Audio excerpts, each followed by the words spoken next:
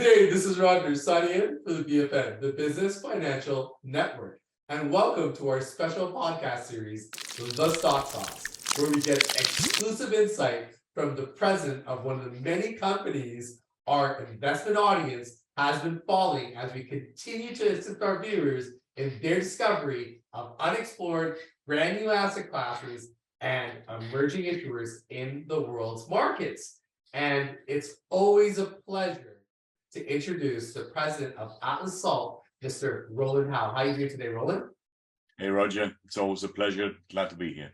Awesome, awesome. Well, Rowland, it looks like today the drill results on hole CC9 are truly spectacular with over 300 meters of massive high-grade salt. Tell us about the significance of that diamond drill hole and what it means for Atlas. I mean, drilling into the salt is really not the big deal here. The big step out to the east, about 250 meters east of where we were before with the line of CC4 in a previously untested part of Great Atlantic. So, you know, it's massive salt starting at just 240 meters below surface.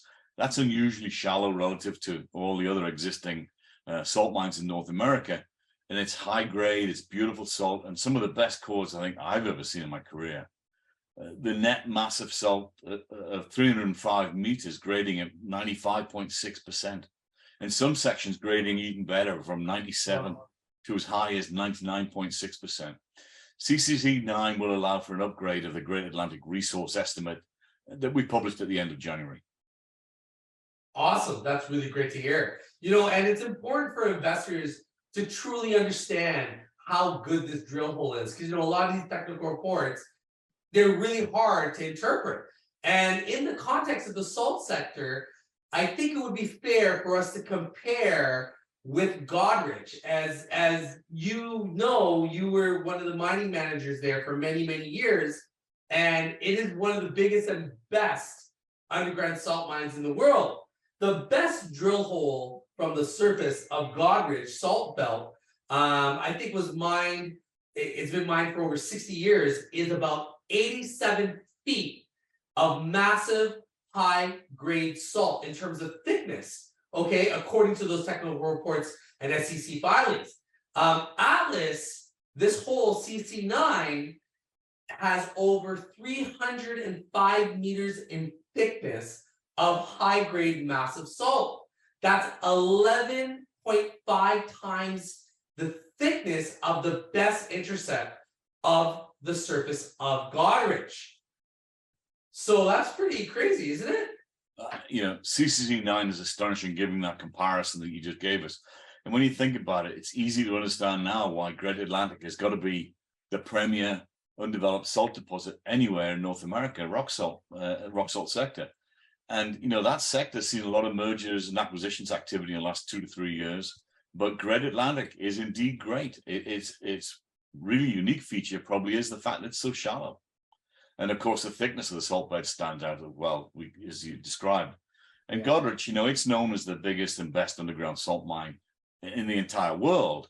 But the drill holes at Goderich are onshore and doesn't even remotely compare to the thickness of salt that we see in CC9 or others at Great Atlantic for that matter.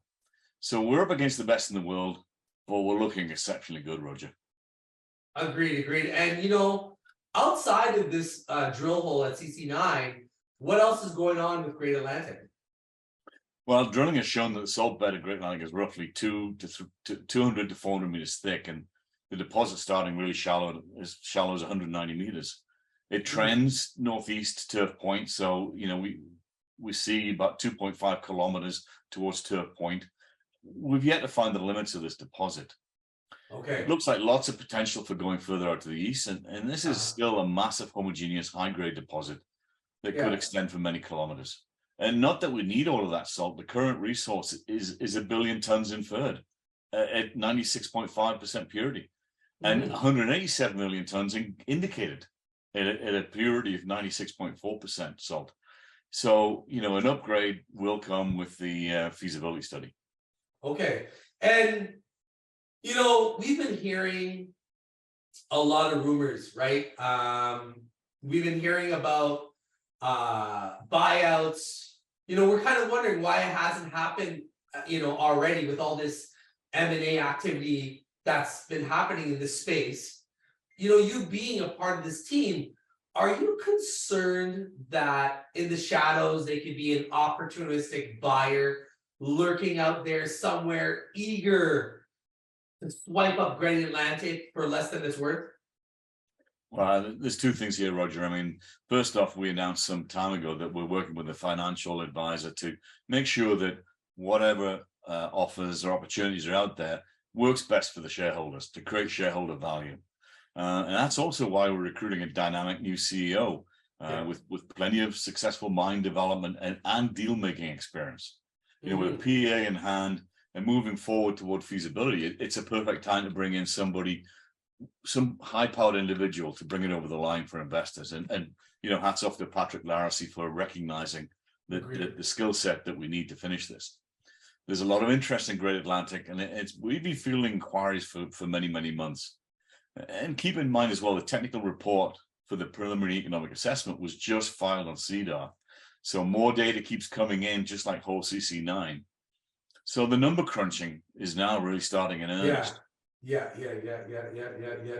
I see that. And speaking about this CEO situation, what kind of recruiting, what's going on with the recruiting process, and what's the progress being made there?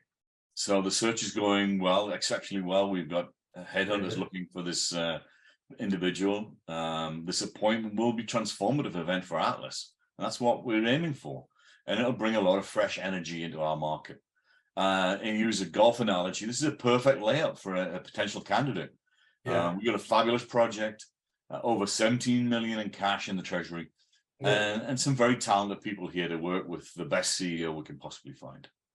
Okay, definitely. That sounds really promising. Let's look at this with all due respect. A lot of our traders here have been asking a lot of very, direct questions. Atlas has lost about half of its value since the PEA was released, right? At the end of January. And, do you think it's because investors didn't see the ramp up in production that they were expecting to see? I don't pretend to understand the markets. I know they're volatile, and, that's something that we accept. But keep in mind, the PEA is just a starting point. Okay. And it's very conservative and a realistic document, not a promotional PEA like some might put out.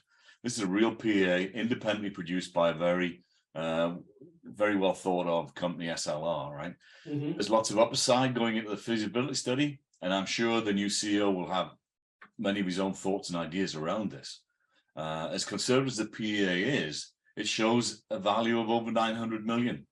And that confirms Great Atlantic is an exceptional low-cost producer.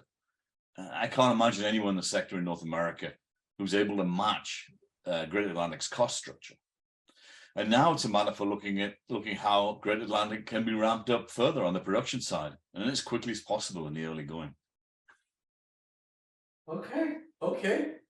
Well said.